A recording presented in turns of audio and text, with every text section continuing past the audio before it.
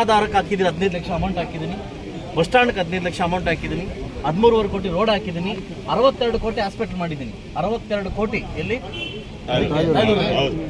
ಜಾಗ ಕೊಡ್ಲಿಕ್ಕೆ ವ್ಯವಸ್ಥೆ ಮಾಡ್ತಾ ಇದ್ದೀನಿ. 3 ತಿಂಗಳಾಯ್ತು ನಾನು ತಂದು ಜಾಗಕ್ಕೋಸ್ಕರ ಹೋರಾಡ್ತಾ ಇದ್ದೀನಿ.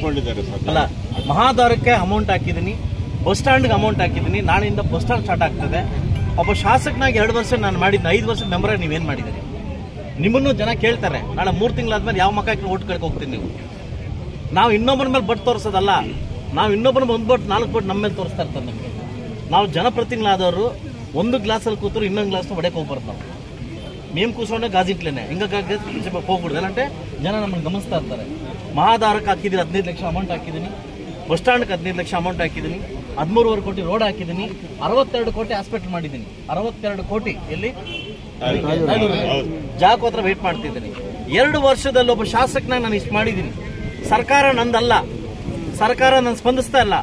ಆದ್ರೂ ನೀವು ಕೊಟ್ಟಿರ್ತಕ್ಕಂಥ ಧೈರ್ಯ, ಸೆಷನಲ್ಲಿ ಮಾತಾಡಿ ಗುದ್ದಾಡಿ ಕೊಂಡ ತರ್ತಾ ಇದ್ದೀನಿ. ಇಡೀ ಕೋಲಾರ ಜಿಲ್ಲೆಯಲ್ಲಿ ಯಾವ ಇದ್ರೂ ಮಾಡ್ತಿರ್ತಕ್ಕಂಥ ಒಬ್ಬ ವಿರೋಧ ಪಕ್ಷ ಶಾಸಕನಾಗಿ ಇಷ್ಟು ಕೆಲಸ ಮಾಡ್ತಾ ಇದ್ದೀನಿ. ನೀವು ಬೆಂಬಲ ಕೊಟ್ಟು ಧೈರ್ಯ ಕೊಟ್ಟರೆ ನನಗೆ ಇನ್ನೂ ಧೈರ್ಯ ಬರ್ತದೆ, ಅದಲ್ವಾ?